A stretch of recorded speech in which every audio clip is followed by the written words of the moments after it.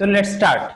Today's class we are considering to complete the nomenclature of coordination compounds.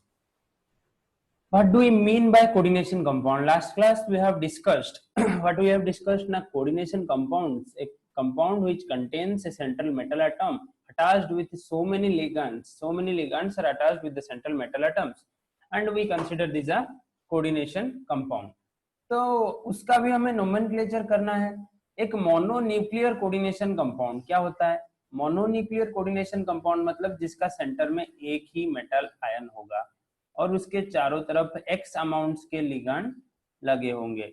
तो ऐसा कुछ उसका फॉर्मूला दिखेगा MLX, और यहाँ पर कुछ चार्ज होगा, पॉजिटिव हो, नेगेटिव हो या फिर जीरो हो. ओके, यह है अपना एक मोनोन्यूक्लियर कोऑर्डिनेशन कंपाउंड का रिप्रेजेंटेशन, जहां पर एक ही सेंट्रल मेटल एटम होगा, उससे ज्यादा नहीं होगा. समझ रहे हो? एक ही सेंटर होगा. उसके बाद तो इसके रूल्स हम देखते हैं. जैसे हमने ऑर्गेनिक नोमेनक्लेचर में डिफरेंट रूल्स पढ़ा था, जैसे हमने ऑर्गेनिक नोमेनक्लेचर में डिफरेंट रूल पढ़ा था, यहाँ पर इनऑर्गेनिक नोमेनक्लेचर में भी हमें बहुत सारे रूल्स पढ़ने हैं. तो पहला रूल है कि right the central metal atom और आयन फर्स्ट. पहला रूल है कि right the central metal atom और आयन फर्स्ट. ओके, फिर दूसरा रूल क्या है? मेरे साथ आप लोग डिस्कस करते जाइए. दूसरा रूल क्या होता है यहाँ पर?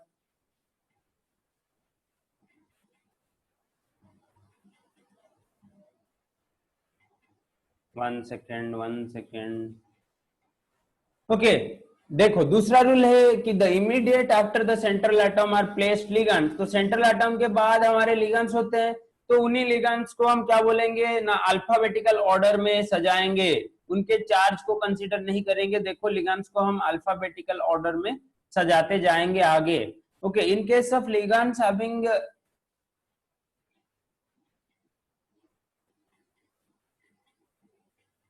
in case of ligands having same, okay, same alphabetical order, जहां पर NH3 होगा और N3 होगा, NH2 माइनस होगा, NO2 होगा. ओके, यहाँ पर मेटल एटम, सॉरी, इनका एटम सेम है. नाइट्रोजन का ये कंपाउंड है, ये सारे लिगेंड नाइट्रोजन के लिगेंड्स हैं, बट इनका नाम हमें कंसीडर करना होगा. जैसे कि इसको हम बोलेंगे अजाइड. डिक्शनरी कभी देखे हो? जैसे हम डिक्शनरी में वर्ड सजाते हैं ना, वैसे ही यहाँ पर हमें करना होगा. ये क्या होगा? अमीन,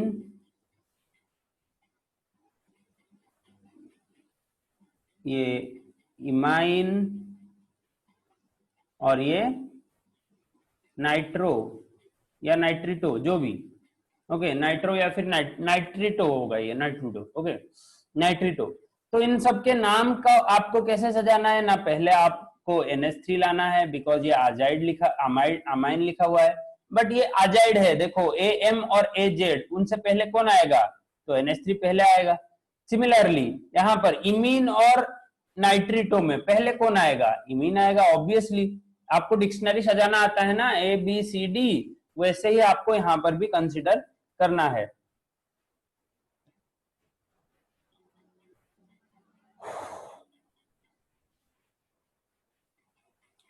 तो आगे चलते हैं. हमने मोनोडेंटेड लिगैंड्स पढ़ा था और पॉलीडेंटेड लिगैंड पढ़ा था, पर polydentate ligands are also arranged in alphabetical orders. वहां पर भी हम अल्फाबेटिकल ऑर्डर यूज करेंगे, पर वहां पर जो उनके बाद में जो डाई, बाई, मोनो, ये सब हम यूज नहीं करेंगे. उसको हम अल्फाबेटिकल ऑर्डर में कंसिडर नहीं करेंगे. आपको मैंने अगर बोला डाई क्लोरो, ओके, तो आप उसका अल्फाबेटिकल ऑर्डर C लेंगे, ना कि डाई के वजह से D लेंगे. ओके, ये दिमाग में रहे. मैंने आपको बोला 20 इथिलीन डायमीन, 20 इथिलीन डायमीन, आप यहाँ पर इसका क्या लेंगे? 20 लेंगे या EN लेंगे? EN लेंगे, E लेंगे. इसका अल्फाबेटिकल ऑर्डर 20 को नहीं लेंगे हम. Okay, very good. तो अल्फाबेटिकल ऑर्डर का फंडा आपको समझ आ गया मोनोडेंटेड और पॉलीडेंटेड लिगैंड के लिए. होप आप लोगों को ये बात समझ आ गया होगा. फिर यहां पर देखिए, ये तीनों रूल बहुत ही इंपॉर्टेंट है. तो पहला यहां पर बता रहा है कि the formula of coordination entity या फिर complexed ion enclosed in the square bracket. In case of polydentate ligand their formula is enclosed by parenthesis. Parenthesis आपको पता ही है. Okay, and ligand abbreviation are also enclosed by parenthesis. अगर यहाँ पर polyatomic ligands रहे तो उनको पैरेंथेसिस में इंक्लूड करेंगे, मतलब ऐसा वाला ब्रैकेट देखो। ओके, और टोटल जो कोऑर्डिनेशन स्फीयर है उसको हम स्क्वायर ब्रैकेट में एनक्लोज करेंगे। ये आपको पता है पहले से, हम लिगेंड्स को पैरेंथेसिस में एनक्लोज करेंगे। कैसे वाले लिगेंड्स को ना, पॉलीएटॉमिक लिगेंड्स को। पॉलीएटॉमिक लिगेंड कौन है? CO है, जहां पर 2 एटॉम है। अगर 2 CO2 है हम ऐसे लिखेंगे। अगर NH3 होगा, NH3 को हम पहले पैरेंथेसिस में क्लोज करेंगे, उसके बाद उसका नंबर लिखेंगे 4 है या 3 है, और यहाँ पर कोई भी अपना मेटल एटम रख लेंगे, यहाँ पर कोई भी अपना मेटल एटम रख लेंगे। बहुत बढ़िया, यहाँ तक हमें अच्छे से समझ आ गया। फिर no space is kept between the representation of ionic species within the formula। देखो ionic species को आप अगर लिख रहे हो, जैसे कि यहाँ पर एक कंपाउंड में ले रहा हूं K3FeCN6, तो यहाँ पर आयनिक स्पीसीज कौन है? ये तो कोऑर्डिनेट बॉन्ड है यहाँ पर स्क्वायर ब्रैकेट के अंदर, बट ये जो K3 है आयनिक स्पीसीज है। पर आप जब जो इन दोनों का नाम मिला के लिखोगे तो आपको लिखना होगा पोटासियम फेरिसियानेट, ना कि ऐसे पोटासियम लिखना, एक गैप देना, फिर फेरिसियानेट लिखना, नहीं लिखना, एक कंटिन्यूअसली नेम आपको लिखना होगा। ओके, तो यहां तक होपफुली आपको समझ आ रहा है। कोई अगर रूल आपको नहीं समझ आ रहा है मुझे बताइए, अगर कोई भी रूल नहीं समझ आ रहा है तो मुझे बताइए।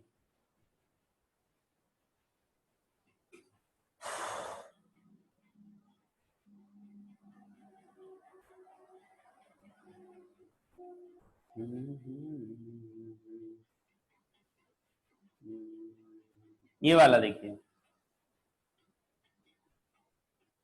find the charge of the complex ion, find the charge on the complex ion with the help of oxidation number। मैंने आपको ऑक्सीडेशन नंबर निकालना सिखाया था पहले क्लास में। तो आपको सिर्फ मेटल एटम का, सेंट्रल मेटल एटम का ऑक्सीडेशन नंबर निकालना है।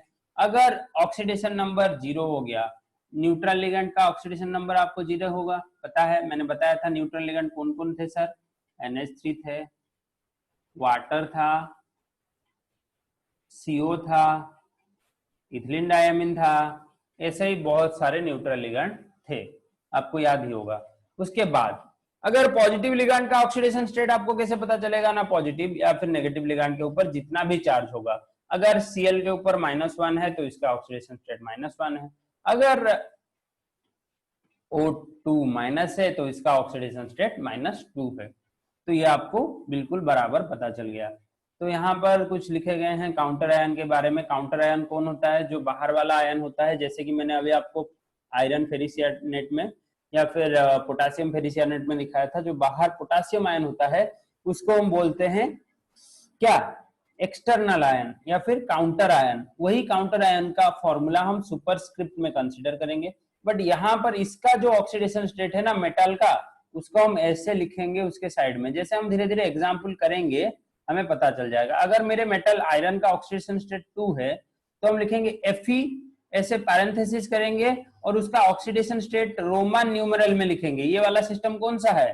1 I IV VI, ये सब रोमन न्यूमेरल वाला सिस्टम है। ओके, रोमन न्यूमेरल में हम ऑक्सीडेशन स्टेट को लिखेंगे सेंट्रल मेटल का।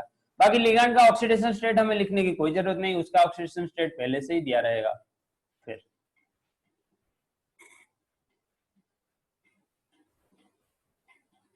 ओके, यहां पर आ गया अपना एक एग्जाम्पल। देखो, for molecules having positively charged complex ion, balance the positive charge on the ion adding by suitable number of negative charge ions after a complex ion। Okay, एक अगर complex ion के ऊपर पॉजिटिव चार्ज बनता है, जैसे कि यहाँ पर प्लैटिनम के ऊपर कुछ पॉजिटिव चार्ज बना है, तो आपको उतने ही इक्वल अमाउंट का नेगेटिव चार्ज लाके इसको बैलेंस करना होगा। ये वाला आपने पहले ही पढ़ लिया है। देखिए, ये जो मेरा कोऑर्डिनेशन स्फीयर है, ये जो मेरा कोऑर्डिनेशन स्फीयर है, इसके ऊपर +2 चार्ज आ रहा है, तो यहाँ पर आप क्या लाएंगे? एक -2 2 लाएंगे या फिर एक -2 चार्ज लाएंगे, ऐसे ही कुछ लाके इसको कंप्लीट करेंगे एक कंपाउंड में, और ये वाला अपना बन जाएगा काउंटर आयन। और हमने ये जो +2 है कैसे निकाला ना, इसके ऑक्सीडेशन स्टेट को हमने कैलकुलेट किया। प्लैटिनम का +4, इसका Cl का -1, NH3 का 0, देखते जाइए, और इथिलीन डायमीन का 0, फिर इसका NO2 का -1, तो टोटल बन गया अपना +2। बहुत बढ़िया। यहाँ तक आपको अच्छे से समझ आ गया होगा होपफुली। जब हम एग्जाम्पल करेंगे ना, धीरे धीरे इस रूल को आपको फिर से वापस पढ़ना होगा। ये जो 10 रूल्स हैं इनको आप कॉपी में अच्छे से लिख लीजिए, भूलना मत कभी। तो ये देखिए 8वां रूल क्या हमें बताता है, इन case of negatively charge complex ion the balance of the negative charge is by adding a suitable number of cation before the formula of the complex ion. देखो मैं एक नेगेटिव चार्ज वाला कॉम्प्लेक्स आयन आपको दिखाता हूँ। Complex ion मतलब coordination sphere के अंदर जो आयन बन रहा है, तो ये है अपना FeCN6, इसके ऊपर है 4 माइनस, तो आपको कितना ऐड करना होगा 4 प्लस। 4 प्लस ऐसा कुछ तो एटम नहीं है, अगर चाहे तो हम 4 1 प्लस ऐड कर सकते हैं, या फिर 2 2 प्लस ऐड कर सकते हैं, ऐसा ही कुछ कर सकते हैं, या फिर कोई भी ऐड कर सकते हैं। आपको तो ये पता है ना, क्रिस क्रॉस मेथड आप ऐड कर सकते हो अपने इच्छा अपने हिसाब से। तो यहाँ पर क्रिस क्रॉस कीजिए। ओके 4 से 4 कैंसिल हो गया, यहाँ पर हो गया K4Fe CN6। ये जो वाला पार्ट हुआ ना बेटा, ये जो वाला पॉजिटिव वाला पार्ट हुआ, इसे भी हमने बोला काउंटर आयन। बहुत बढ़िया, यहां तक हमें अच्छे से समझ आ गया। अब हम आगे चलते हैं, काउंटर आयन के बारे में अच्छे से पता चल गया। अब हम आगे चलते हैं। आप यहां तक अच्छे से लिखो, ये पीडीएफ मैंने ग्रुप में भेज दिया है, ये सारे रूल्स को आप लिखो, उसके बाद बहुत सारे एग्जाम्पल करो, फिर जाके ये वाला टॉपिक हमें अच्छे से पता चलेगा। फिर जाके हमें ये वाला टॉपिक अच्छे से पता चलेगा।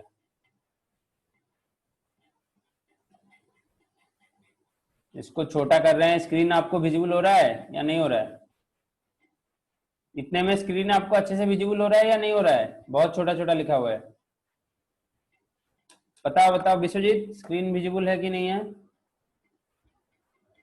यस सर, विजिबल अच्छी विजिबल है। तो कविता आपको दिखाई दे रहा है? Yes sir. ये आखिरी वाला कौन है? हाँ ओम है। ओम आपको दिखाई दे रहा होगा। आपको तो कोऑर्डिनेशन समझ नहीं आता है। देखो कोऑर्डिनेशन एक टॉपिक है, आपको थोड़ा अच्छे से उसका थ्योरेटिकल पार्ट को देखना होगा। अभी मेरे साथ थ्योरेटिकल पार्ट देखो, थोड़ा थोड़ा लिखना शुरू करो, हो जाएगा, कोई नहीं, कोई मतलब बड़ी बात नहीं है कोऑर्डिनेशन केमिस्ट्री। तो यहाँ पर ऑर्डर ऑफ नेमिंग देखिए। ऑर्डर ऑफ नेमिंग आपको, आप कभी भी आयनिक कंपाउंड नेम करते थे, बचपन में आपने सोडियम क्लोराइड का नाम लिखा था, आप कैसे लिखते थे? पहले पॉजिटिव पार्ट को लिखते थे या पहले नेगेटिव पार्ट को लिखते थे? याद कीजिए। NaCl का नाम आप जब लिखते थे क्या लिखते थे? सोडियम, पहले पॉजिटिव उसके बाद पॉजिटिव पार्ट। हाँ पहले पॉजिटिव पार्ट को लिखते थे। तो यहाँ पर भी जो भी हो जाए, हमें पहले पॉजिटिव पार्ट को लिखना है, उसके बाद नेगेटिव पार्ट को लिखना है। चाहे वो पॉजिटिव पार्ट कोऑर्डिनेशन स्फीयर हो या फिर काउंटर आयन हो। काउंटर आयन अगर पहले आया तो काउंटर आयन को लिखेंगे, अगर कोऑर्डिनेशन स्फीयर पहले आया तो उसको पहले लिखेंगे। आपको कैसे पता चलेगा कौन पॉजिटिव है कौन नेगेटिव है? सिंपली आपको देखना है जो पहले लिखा गया है वही पॉजिटिव है, जो बाद में लिखा गया है वही नेगेटिव है। जैसे कि यहाँ पर K3FeCN6 में ये रूल हर जगह लग जाता है, एक दो केसेस को छोड़ के मैं उसको बता दूंगा। ये रूल हर जगह काम करता है। तो यहाँ पर K3FeCN6 में पहले पॉजिटिव पार्ट कौन है ना? K प्लस है। और यहाँ पर जो CrNH3(6)Cl3 में नेगेटिव पार्ट कौन है ना? Cl माइनस है। तो पहले आपको ये वाला पॉजिटिव पार्ट रखना होगा, उसके बाद ये जो कोऑर्डिनेशन स्फीयर का नाम लिखना होगा अच्छे से। तो बट जब हम नॉन आयनिक कंपाउंड या फिर न्यूट्रल मेटल कॉम्प्लेक्स की बात कर रहे हैं, तो वहां पर हमें कुछ टेंशन ही नहीं लेने का, क्योंकि ना कोऑर्डिनेशन स्फीयर के बाहर कुछ है ही नहीं। यहाँ पर केस देखिए, कोबाल्ट NH3 का होल 3 Cl3, यहाँ पर कोऑर्डिनेशन स्फीयर के बाहर कुछ है ही नहीं। तो यहाँ पर हम वन वर्ड में उस कॉम्प्लेक्स का नाम लिख सकते हैं। ओके, अभी हमें सारे रूल्स पता चल गए हैं, तो अब हम कोऑर्डिनेशन स्फीयर के अंदर वाले पार्ट का नेम कर सकते हैं। कोऑर्डिनेशन स्फीयर के अंदर वाले पार्ट का नेम कर सकते हैं। कैसे करेंगे ना? देखिए पहले हमको मेटल का नाम लिखना होगा, जो कि सेंट्रल मेटल आयन है या फिर सेंट्रल मेटल एटॉम है। उसको हम पहले लिख सकते हैं या फिर बाद में लिख सकते हैं, वो हमारे चॉइस के ऊपर है। तो पहले हमें देखना होगा कितने नंबर ऑफ लिगेंड्स हैं। अगर डिफरेंट टाइप के लिगेंड है तो हम उनको अल्फाबेटिकल ऑर्डर में सजाएंगे। अगर एक टाइप का लिगेंड है तो उसको उसके नंबर के हिसाब से हम लिख देंगे। आपको तो ये पता होगा प्रीफिक्सेस। अगर एक लिगेंड हुआ क्या लिखोगे? सिर्फ उसका नाम लिखोगे, अमीन। अगर 2 लिगेंड हुआ तो डाइअमीन लिखोगे, 3 लिगेंड हुआ तो ट्राइअमीन लिखोगे, 4 लिगेंड हुआ तो टेट्राअमीन लिखोगे, ऐसे अगर 6 हुआ तो कितना लिखोगे? हेक्साअमीन।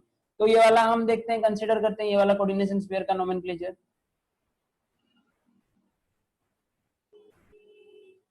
ओके, ये वाले कोऑर्डिनेशन स्फीयर का नाम हम कंसीडर करते हैं CrNH3 का होल 6+3। तो इसको हम कैसे नाम करेंगे ना, 6 अमीन है तो हेक्सा अमीन। यहां पर ये मेटल का नाम क्या है, Cr फॉर क्रोमियम, और ब्रैकेट में पैरेंथेसिस करके इसका ऑक्सीडेशन स्टेट रोमन न्यूमरल में। ऑक्सीडेशन स्टेट हम कैसे निकालते थे, ऐसे कुछ हमारा एक फॉर्मूला था, कौन से कलर में लिखूं, कौन से कलर में लिखूं, ब्लैक में लिखता हूं। x इज इक्वल टू क्या था भाई, x प्लस यहाँ पर 6 अमोनिया लिगेंड है जो कि 0 है जिनका, इज इक्वल टू हो जाएगा +3। तो x इज इक्वल टू 3 आ गया, x इज इक्वल टू +3 आ गया। यहाँ पर आपको अच्छे से समझ आ गया होगा ऑक्सीडेशन स्टेट कैसे निकला। ये जो +3 है, आप +3 डायरेक्ट नहीं लिखेंगे, आप रोमन न्यूमरल में लिखेंगे, II III ऐसे करके रोमन न्यूमरल में ऑक्सीडेशन स्टेट लिखेंगे। जहां पर 6 होगा ऑक्सीडेशन स्टेट, आप क्या लिखेंगे, IV लिखेंगे। ओके, ऐसे करके लिखेंगे सेंट्रल मेटल आइटम का oxidation state. Normally oxidation state 1 2 3 4 तक ही आता है, 4 भी बहुत कम आता है, 1 2 3 आप दिखेंगे। ओके, अब देखिए नेम ऑफ लिगेंड्स, ये जो पार्ट है बहुत इंपॉर्टेंट है, सारे लिगेंड का नाम हमें जानना है। ये जो पार्ट है बहुत इंपॉर्टेंट है, अपने कॉपी में लिखना शुरू कीजिए। तो नॉर्मली जो नेगेटिव, पॉजिटिव, न्यूट्रल 3 प्रकार के लिगेंड होते हैं। तो पहले वाला हम देखेंगे नेम ऑफ द आयनायनिक लिगेंड्स या फिर नेगेटिव लिगेंड्स। तो नॉर्मली जो नेगेटिव लिगेंड्स होते हैं वो कैसे एंड होते हैं, उसका नाम नॉर्मली एंड होता है O के साथ, और या फिर IDE के साथ, ITE के साथ, और ATE के साथ, ऐसे ही कुछ एंड होता है। और फाइनली E या फिर O होगा। ओके, फाइनली E या फिर O होगा। और जब आप नाम लिखोगे उसका यूपैक नोमेनक्लेचर में रिप्लेस कर देना ये जो O को, आप IDO ITO ऐसे ही कुछ रिप्लेस कर सकते हो। अब देखो ये वाला रूल्स मत पढ़ो, यहाँ पर आप जैसे लिगेंड का नाम करोगे तो हम जान सकेंगे। नॉर्मली ये जो CN- को हम क्या बुलाते थे, सियानाइड, बट जब ये लिगेंड हो जाता है तो इसका नाम हो जाता है सियानिडो या फिर सियानो। ये सियानिडो या फिर सियानो, ये था पुराने सिस्टम में, ये है मॉडर्न सिस्टम में, दोनों आंसर करेक्ट है। अब F- इसको हम बोलते थे फ्लोराइड आयन, बट जब ये लिगेंड हो गया तो इसको हम बोले फ्लोरिडो। सिमिलरली क्लोरिडो, ब्रोमिडो, आयोडिडो, नाइट्रिटो, नाइट्राटो, सबको याद रखना है, थायोसियानिडो, नाइट्रिडो, आजिडो, अमीडो, इमिडो, कार्बोनेटो, ऑक्सालाटो, एसिटाटो, ऐसे आप करके सारे लिगेंड ये टेबल में है। इसको एक अच्छे से अपने कॉपी में टेबल बनाइए, सारे रूल्स लिखिए, उसके बाद लिगेंड्स का नाम लिखिए। फिर कैटायनिक लिगेंड का नाम कैसे बनता है ना, जैसे उसका नॉर्मल नेम होता है कैटायनिक लिगेंड में और न्यूट्रल लिगेंड में, वैसे ही नाम बनता है। जैसे कि हमने CO को बोला कार्बोनिल, वैसे ही हमने NO को बोला नाइट्रोसिल, और CS को बोला थायोकार्बोनिल। वाटर का नाम बहुत ही इंटरेस्टिंग है। देखो वाटर और अमोनिया का, आप अमोनिया को अमीन लिखते हैं और वाटर को आप एक्वा लिखते हैं। और यहाँ पर एक नोट दिया गया है, CN- को सियानो बोल सकते हैं या फिर सियानिड बोल सकते हैं। और यहाँ पर OH- को आप हाइड्रोक्सो बोल सकते हैं या फिर हाइड्रोक्सिडो बोल सकते हैं। दोनों नाम करेक्ट है। इसको सियानाइड मत लिखो, सियानिडो लिखो। सियानिडो लिख सकते हैं, सियानो लिख सकते हैं, और OH- को हाइड्रोक्सिडो या फिर हाइड्रोक्सो दोनों लिख सकते हैं। बहुत बढ़िया।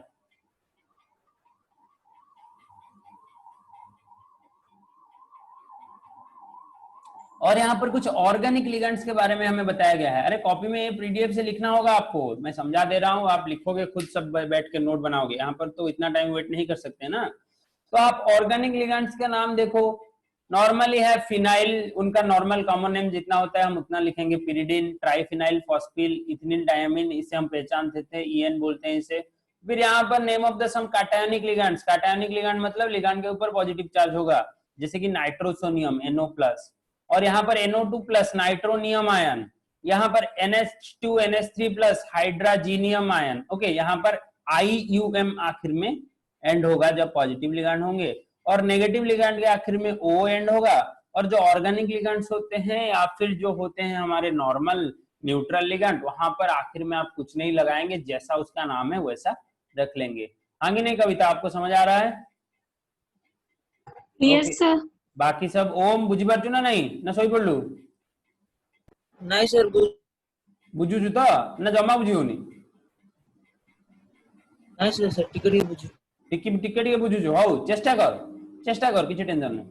तापर ऑर्डर ऑफ नेमिंग लिगेंड्स, तो लिगेंड को नाम बताने के लिए हमने ऑर्डर क्या डिसाइड किया था? अरे नॉर्मल अल्फाबेटिकल ऑर्डर। आपको डिक्शनरी करना आता है ना, डिक्शनरी पढ़ना, कैसे हमने वर्ड वहां पर अरेंज किए, ए के नीचे बी, फिर अगर ए बी ए सी होगा तो आप पहले ए बी को रखेंगे, उसके नीचे ए सी को रखेंगे। सिर्फ ए बी ए होगा, ए बी बी होगा तो आप पहले ए बी ए को रखेंगे, उसके नीचे ए बी बी को रखेंगे। ऐसे ही हमें सारे लिगेंड्स को संवारना है। देखिए यहाँ पर आपको, अगर आपको पहले लिगेंड का नाम याद होगा उसके बाद ही तो आप डिक्शनरी के ऑर्डर में सजाएंगे ना, अगर नाम ही नहीं याद होगा तो कैसे सजाएंगे? तो आपको पहला स्टेप है यहाँ पर लिगेंड के नाम याद रखना और उसके बाद अल्फाबेटिकल ऑर्डर में सजाना। तो यहाँ पर देखिए CONH3 का होल 3 Cl2NO2, तो यहाँ पर तीनों का नाम आपको पता होना चाहिए, अमीन, क्लोरिडो, नाइट्रिटो। तो यहाँ पर पहले आता है ए, तो यहाँ पर लिखेंगे ट्राई अमीन, तापर उसके बाद आता है क्लोरिडो तो डाई क्लोरिडो, फिर नाइट्रिटो, कोबाल्ट। कोबाल्ट का ऑक्सीडेशन स्टेट आप कितना निकालेंगे? निकाल लीजिए, यहाँ पर X प्लस अमोनिया का 0, उसके बाद Cl का -2, उसके बाद NO2 का नाइट्रिटो है तो -1, तो यहाँ पर X का वैल्यू आ गया, ये हो गया इक्वल टू 0। तो यहाँ पर X का वैल्यू कितना आ जाएगा? ये जो -3 है इस तरफ चला जाएगा तो +3 आ जाएगा, तो यहाँ पर कोबाल्ट का ऑक्सीडेशन स्टेट आ जाएगा +3। तो नाम लिखते वक्त कोई भी स्पेस कॉमा अपने मन ही मन मत लगाना, जहां पर जरूरत पड़े लगाना, और स्पेस तो बिल्कुल मत रखना कोऑर्डिनेशन स्फीयर का नाम लिखते वक्त, ये दिमाग में रहना चाहिए, बिल्कुल स्पेस नहीं रहना चाहिए। तो पहला लेटर कैपिटल होगा, कैसे लिखोगे आप? ट्राई, उसके बाद लिखोगे अमीन, स्पेस नहीं होना चाहिए, उसके बाद लिखोगे डाई क्लोरिडो। अरे डाई ट्राई क्यों लिख रहे हैं? जितने नंबर ऑफ हैं, 3 अमीन हैं तो हम ट्राई अमीन लिखेंगे, 2 क्लोराइड हैं तो डाई क्लोरिडो लिखेंगे। तो ऐसे लिखिए डाई क्लोरिडो। उसके बाद लिखिए, मोनो नहीं लिखना है, सिर्फ नाइट्रिटो लिखना है, मोनो नाइट्रिटो लिखोगे तो गलत नहीं होगा, पर मोनो नहीं लिखना है। उसके बाद कोबाल्ट, कोबाल्ट का ऑक्सीडेशन स्टेट कितना है? 3 है, तो हम रोमन न्यूमरल में लिखेंगे पैरेंथेसिस या फिर ब्रैकेट के अंदर 3। ओके, ये हो गया आपका इसी जो कोऑर्डिनेशन स्फीयर का नाम। और नोमेनक्लेचर में स्फीयर नहीं लगाना है, स्फीयर सिर्फ फॉर्मूला में लगता है, नोमेनक्लेचर में सिर्फ हमें नाम लिखना है। तो क्या हुआ इस कंपाउंड का नाम? ट्राईअमीन डाइक्लोरिडो नाइट्रिटो कोबाल्ट 3। बहुत बढ़िया। आपको समझ आया कि नहीं समझ आया? अगर समझ आया तो बहुत अच्छी बात है, अगर नहीं समझ आया तो अगले एग्जाम्पल में समझ लेना, कोई बात नहीं। कोऑर्डिनेशन नोमेनक्लेचर धीरे धीरे होता है। बताओ, समझ नहीं आ रहा है तो मुझे बताओ। यूज ऑफ न्यूमेरिकल प्रीफिक्सेस, तो प्रीफिक्स किसके नीचे लगता है ना, जहां पर 1 से ज्यादा लिगेंड होते हैं तो वहां पर स्पीसीज लगता है प्रीफिक्सेस। प्रीफिक्सेस मतलब जो लिगेंड के पहले लगता है। तो यहाँ पर देखिए मोनो टर्म हम यूज नहीं करते, क्योंकि ना एक होगा तो हम उसका सिंपल नाम यूज कर लेते हैं, पर उसके बाद डाई टाई टेट्रा पेंटा ऐसे सब यूज कर सकते हैं हम। अगर सर पहले ही लिगेंड के अंदर डाई ट्राई वर्ड यूज हो चुका होगा, ये वाला केस इंपोर्टेंट देखिए, अगर पहले ही लिगेंड के अंदर डाई ट्राई वर्ड यूज हो चुका होगा, जैसे कि ethylene diamine, dipyridyl, okay, ethylene diamine tetra acetate, तो वहां पर क्या लगेगा? वहां पर कौन सा नाम लगेगा? अगर 2 इथिलीन डाइअमीन है तो वहां पर आप क्या लिखोगे? डाई इथिलीन डाइअमीन लिख लोगे? नहीं लिखोगे, गलत हो जाएगा। ओके, अगर 3 इथिलीन डाइअमीन है क्या लिखोगे? Tri ethylene diamine? नहीं लिखोगे, गलत हो जाएगा। अगर एक बार लिगेंड के नाम के अंदर डाई ट्राई टेट्रा, जैसे कि ट्राइफिनाइल फॉस्फेट, ओके, ऐसे ही अगर कुछ नाम यूज हो चुके हैं तो हम उसके बाद अगर वो 2 या फिर 3 नंबर में होंगे तो उसको हम लिखेंगे 20। अगर 2 में होंगे, अगर उसके बाद 2 लिगेंड होंगे तो उसको लिखेंगे 20। अगर उसके बाद होंगे तो 3 होंगे तो ट्रिस, 4 होंगे तो टेट्राकिस, 5 होंगे तो पेंटाकिस, 6 होंगे तो एक हेक्साकिस। ऐसे ही हम लिख सकते हैं। क्योंकि एक एग्जाम्पल आपको कंसीडर करवा देता हूं, अच्छे से कर लेना।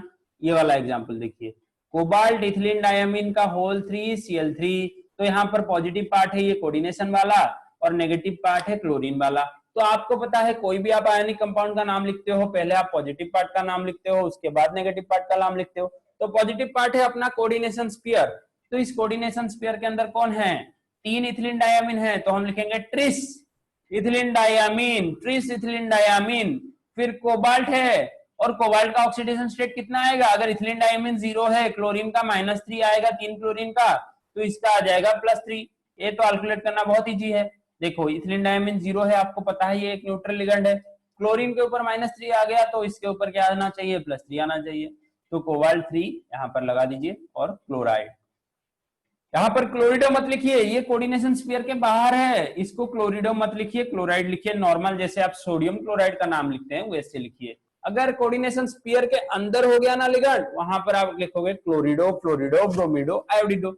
ओके, थोड़ा कंफ्यूजिंग लग रहा होगा आपके लिए, बट धीरे धीरे हम अगर एग्जाम्पल करते जाएंगे, जहां पर गलती हुआ वापस आके थ्योरी देखेंगे, तो ऐसे करते करते हम सब सीखेंगे। मैंने भी ऐसे सीखा था, आप लोग भी ऐसे ही सीखोगे।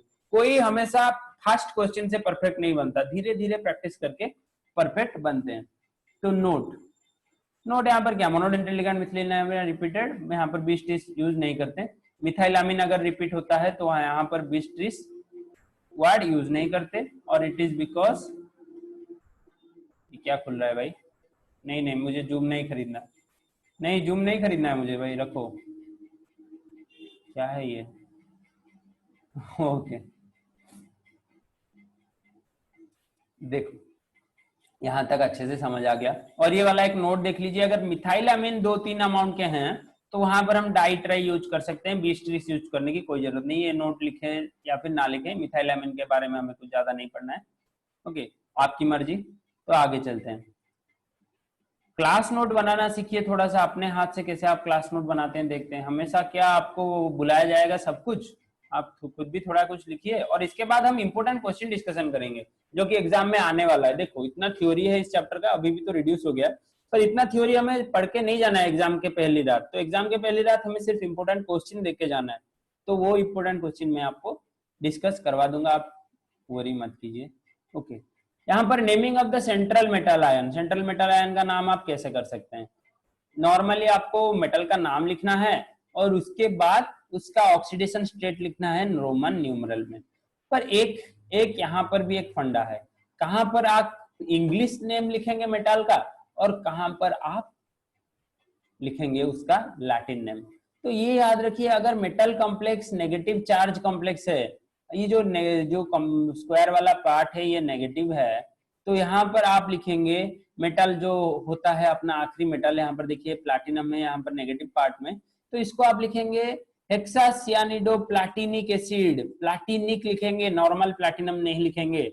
अगर नेगेटिव पार्ट में होगा तो वहां पर आप प्लैटिनिक, जिंकेट, ऐसा कुछ सफिक्स लगाएंगे। इसको बोलते हैं सफिक्स, क्योंकि ना ये मेटल के बाद लगता है, तो ऐसा कुछ सफिक्स लगाएंगे। पर अगर ये पॉजिटिव पार्ट में है या फिर न्यूट्रल पार्ट में है, वहां पर आप सिंपल इंग्लिश नेम लिख लीजिए, वहां पर आप सिंपल इंग्लिश नेम लिख लीजिए। अगर ये पॉजिटिव पार्ट में है या फिर न्यूट्रल पार्ट में है जो कोऑर्डिनेशन स्फीयर, वहां पर आप सिंपली इंग्लिश नेम लिख लेंगे। तो यहाँ पर जो नेगेटिव पार्ट में रहा तो हमें तो सर नहीं आएगा सफिक्स लगाना, हम कैसे करेंगे? तो यहाँ पर देखिए नॉर्मली एल्यूमिनियम के पीछे एल्यूमिनेट लगता है और जिंक के पीछे जिंकेट लगता है, ऐसे कुछ हो जाता है। पर आयरन का एक इंपॉर्टेंट केस है, आयरन का एक इंपॉर्टेंट केस है, जब आयरन होता है ऐसे स्टेट में नेगेटिव पार्ट में K3 की बात करते हैं, तो यहाँ पर आयरन का लैटिन नेम यूज होगा फेरस।